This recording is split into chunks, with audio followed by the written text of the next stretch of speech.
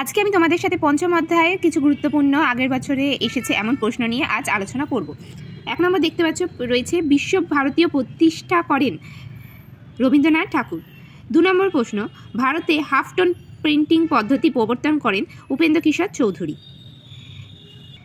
তারপরে প্রশ্ন Indian association for the cultivation of science এর বিজ্ঞানী নোবেল পুরস্কার পেয়েছিলেন, এটা 2018 সালে প্রশ্ন, সিভি রমন।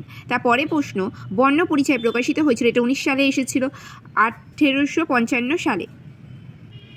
এরপরে আরেকটি প্রশ্ন এসেছিল 2018 সালে বাংলা ভাষায় প্রথম ছাপা বইয়ের নাম হচ্ছে a grammar of the Bengali. তারপরে প্রশ্ন বেঙ্গল টেকনিক্যাল ইনস্টিটিউশন প্রতিষ্ঠিত হয়, উত্তর হচ্ছে 1906 সালে। তারপরে প্রশ্ন বাংলা ভাষায় প্রথম বই ছাপানো হয়, এটা 2020 সালে এসেছিল, এটা হচ্ছে 1778 সালে। তারপরে প্রশ্ন এটা ফের 2020 সালে আসে, বেঙ্গল টেকনিক্যালের প্রথম অধ্যক্ষ হলেন প্রথমনাথ বসু। তারপরে প্রশ্ন এটা 2022 সালে এসেছিল, বসু বিজ্ঞান মন্দিরের প্রতিষ্ঠাতা জগদীশচন্দ্র বসু অধ্যাপক ছিলেন, কিসের অধ্যাপক ছিলেন? তিনি পদার্থবিদ্যার অধ্যাপক ছিলেন। এরপরে ফের 2022 সালে এসেছিল, বেঙ্গল ইঞ্জিনিয়ারিং কলেজ প্রতিষ্ঠিত হয়েছিল 1856 খ্রিস্টাব্দে। এটা আর একটা প্রশ্ন যেটা 2022 সালে এসেছিল, জাতীয় শিক্ষা পরিষদের প্রথম সভাপতি ছিলেন রাসবিহারী ঘোষ। দিগদর্শনী সম্পাদক ছিলেন জন ক্লার্ক মার্শম্যান। এরপরে আলোচনা করব 6ষ্ঠ অধ্যায়ের বিগত বছরে আসা কিছু প্রশ্ন নিয়ে। 2017 সালে এসেছিল, নিখিল ভারত ট্রেড ইউনিয়ন কংগ্রেস প্রতিষ্ঠা হয়েছিল 1920 সালে।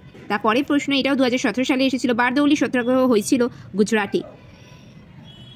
একা আন্দোলনের নেতা ছিলেন মাদারি পাসি। 2018 সালে এসেছিল, বয়কট আন্দোলনের ফলে অর্থনৈতিক দিক থেকে ক্ষতিগ্রস্ত হয়েছিল বাংলা কৃষক শ্রেণী। তারপরে বাবা রামচন্দ্র কৃষক আন্দোলনের নেতৃত্ব দিয়েছিলেন উত্তর যুক্তপ্রদেশ।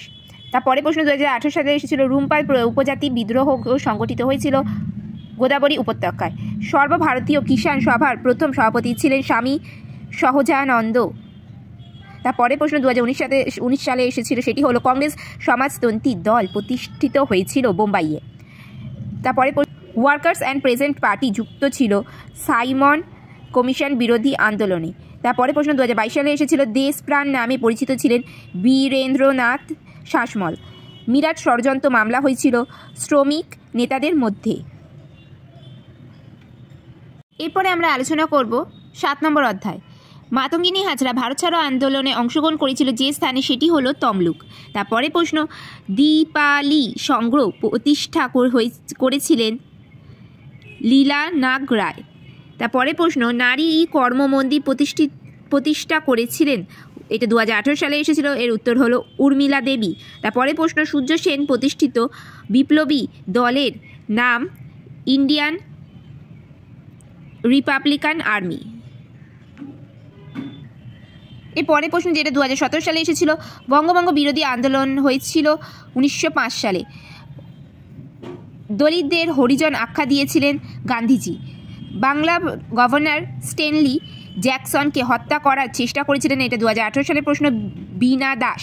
তারপরে প্রশ্ন অ্যান্টি সার্কুলার সোসাইটি সম্পাদক ছিলেন, উত্তর হলো শচীন্দ্র প্রসাদ বসু। তারপরে প্রশ্ন 2019 সালে এসেছিল, ভাইকম সত্যাগ্রহ অনুষ্ঠিত হয়েছিল মালাবারে। মাস্টার দা নামে কে পরিচিত, এটা 2020 সালের প্রশ্ন, উত্তর হলো সূর্য সেন।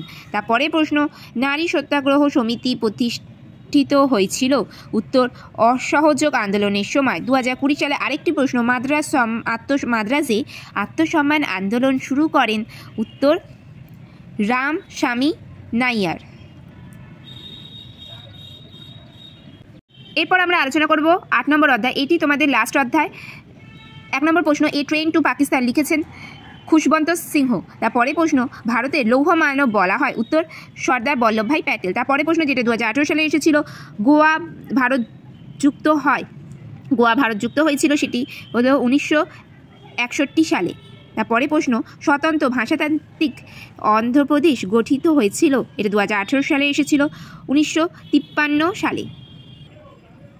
এরপরে প্রশ্ন, যে রাজ্যটি গণভোটের মাধ্যমে ভারতীয় ইউনিয়নে অন্তর্ভুক্ত হয়েছিল সেটি হলো জুনাগড়।